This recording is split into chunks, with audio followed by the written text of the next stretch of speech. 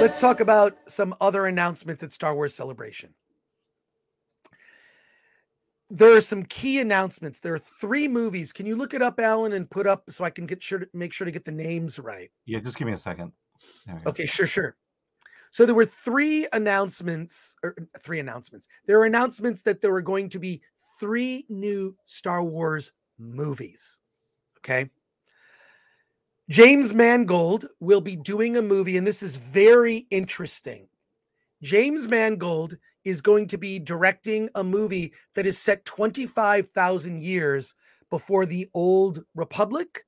They've added 3 new eras to the Star Wars canon timeline. I don't know if you could find that picture. But this one here? Or no, there's a different one that shows the logos. Maybe it's in the article. If you could look. Yeah, this is the article. This one does go into detail, a little bit of detail of what the films are. Okay, well, I read a couple stories, and I'm just, bring one up here. But it's very interesting, and I'll tell you why. Years ago, I did an interview with Star Wars producer Gary Kurtz.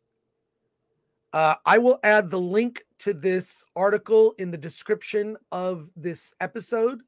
I will also put this in the private chat. Why am I doing this? Something very interesting. And I'm gonna share screen for a moment. So back around the time when the original Star Wars trilogy was being re-released, the original Star Wars trilogy was being re-released in the special edition form. This is in the late 90s. And a buddy of mine named Jeff Wells, he's not a big genre or nerd guy. He said, hey, I'm going to meet up with Gary Kurtz at a diner and record the interview. I don't know anything about Star Wars. Will you come with me? So I accompanied Jeff Wells, and we sat at a diner and had coffee and interviewed Gary Kurtz. And he was very forthcoming with information. He talked about, and here's the interview. It's on the Film Threat website.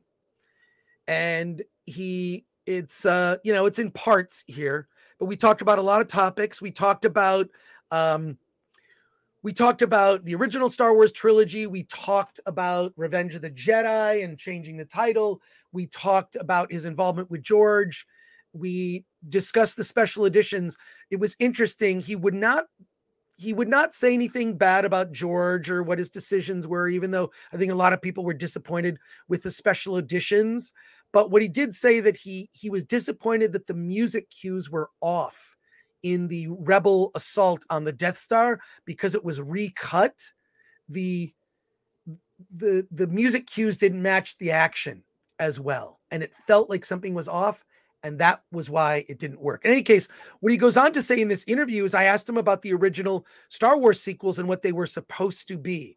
And the interview that I did has been quoted in books. It's been quoted in other articles. And he talks about that the original Star Wars prequels were going to take place. The first movie was going to take place 25,000 years. And it is in this article. He talks about the original Star Wars prequels began 25,000 years with the formation of the first Jedi Knights. Then the next movie was going to be the adventures of Anakin and Obi-Wan and their friendship. And then that falling apart. And it was going to be kind of if I recall correctly, kind of like an Excalibur story in the sense of like a Knights of the Round Table type of thing. Anyways, you can read the article on the website, at filmthreat.com and check that out. So I find it interesting that the James Mangold movie is actually going to be 25,000 years. It's going to be set 25,000 years before, the Old Republic at the beginning and the formation of the original Jedi Knights. And sort of the quote is the dawn of the Jedi. The dawn of the Jedi. Exactly. So there you go. Could you throw up that other article again? And then, So there's the James Mangold project. My guess is that the collaboration between Kathleen Kennedy and James Mangold has gone well. And he did what he was supposed to do. and he made an Indiana Jones movie, and now James Mangold, and I'll say, of the directors there, he is the most talented.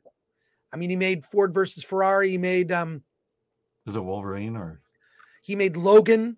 Logan? That's right. I mean, he's a real filmmaker. Okay. So he'll be doing a Star Wars movie about the beginnings of the Jedi Knights. I think it's going to be almost samurai-like. It'll be like a samurai film. It's my prediction. Dave Filoni is also directing a Star Wars movie that is set between Episode 6, Return of the Jedi, and Episode 7, The Force Awakens. My prediction is it will be the culmination of the stories that are being told as Disney Plus series. So if you have not been watching all the Disney Plus Star Wars series, you'll be completely confused when you see this film. Yeah, let me give you the quote here. Yes. Dave Filoni's will focus on the New Republic and close out the interconnected stories told in The Mandalorian, The Book of Boba Fett, Ahsoka, and other Disney Plus series. This is from Lucasfilm. This is their statement. The big bad for that movie is going to be Thrawn. It's basically it's going to be the Cliff Notes version of the Heir to the Empire books. The Cliff Notes / alternate universe versions of those books. So there you go. Wait, we'll get to your comments. I see you in the chat. We're going to get to everything. The show's 2 hours. We have plenty of time to talk about everything, folks. But this is important news. People were talking in the chat. They wanted to know about this. The third movie, could you scroll back up again? Yeah. So I'll read it. Let's see. Oh, Sharmeen Obaid-Chinoy will be set after the events of Rise of Skywalker and feature Daisy Ridley back as Rey as she builds a new Jedi Order. So basically, it's Luke's Jedi Academy, except they're replacing it with Rey, and she's 15 years older. Now, I'll say this about Daisy Ridley as an actress. I didn't mind her in the Star Wars sequel trilogy. She's a fine actress. She's fine. Nothing wrong with her. The scripts were terrible. The worst among them being the final film. Just the worst, not just as a Star Wars movie, but just as movies. Does anyone care about this character after these 3 films? And let's also look at Daisy Ridley's career. What has she done? I gotta say it. And I'm sorry to point this out. Daisy Ridley has done nothing since the Rise of Skywalker. Alan, can you look? I'd like you to find what has Daisy Ridley been up to since the Star Wars Episode 9. What has she been doing? Yeah, let me just try to find something. Yeah, so she was a narrator. Oh, keep searching. Alan, search. I need you to search. I need you to search far and wide the internet. I want you to find, has Daisy Ridley done appearances? Has she done charity? Has she done other movies? Has she been a B character in, say, like a Fast and the Furious film? Has she starred in a small indie movie? What has Daisy Ridley done since the Rise of Skywalker? Alan, keep searching. Alan, what have you found? Alan, have you found anything? Alan, 10 seconds. Oh, dear God.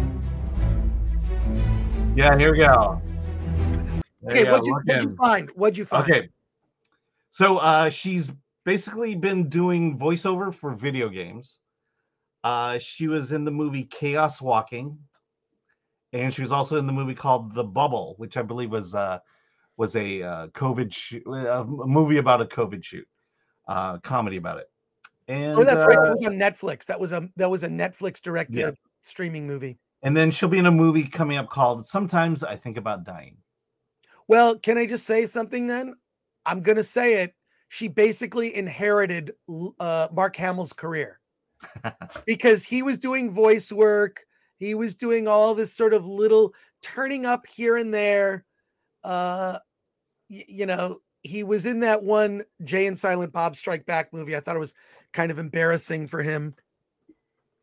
Basically, Daisy Ridley is Mark Hamill now. except without the, political rants on social media.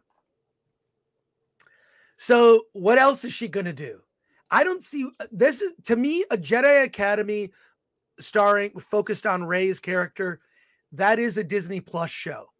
That is not a movie. Now, here's my question. 3 movies were announced. Will any of these movies actually happen? That's the big question. Do you know how many movies have been announced from Lucasfilm that haven't happened? The number is 12. 12 movies have been announced by Lucasfilm that did not happen. The Rian Johnson trilogy, the trilogy from the Game of Thrones producers. There was the Patty Jenkins movie. How many more? Keep going. There was the Damon Lindelof one. I don't believe it. And I guarantee at least one of these movies isn't happening, if not all of them. Kathleen Kennedy's contract is up in 2025. I think that she is racing to get some momentum, but I think if I read the chat correctly, most people are checked out on Star Wars. They don't even want us to talk about this stuff. The chat is. So there you go. Yeah. I mean, we should talk about the director of the third one, Sharmeen Obaid-Chinoy. She did 2 episodes of Ms. Marvel. That's what she's known for. And I believe... So she directed 2 episodes of Ms. Marvel. Yeah, and she's done a bunch of short films, which is great. We love directors of short films. But the sense I'm getting here is that they'll hire anyone to do a Star Wars movie. So why not let it be us? Well, we'll do it. We'll take on a Star Wars movie. Because apparently they'll let anyone do it. Yeah. I mean, you just expect a movie of that magnitude to have at least a more seasoned veteran than that. I mean, not to diminish her career at all, but yeah, 2 episodes of a TV show. She's produced a lot of stuff. I don't know that, it doesn't, there doesn't seem to be any, I'm not getting a sense that she's deserved of this compared to other people that you could certainly name. Yeah. I mean, you might as well let Bryce Dallas Howard do it. I mean,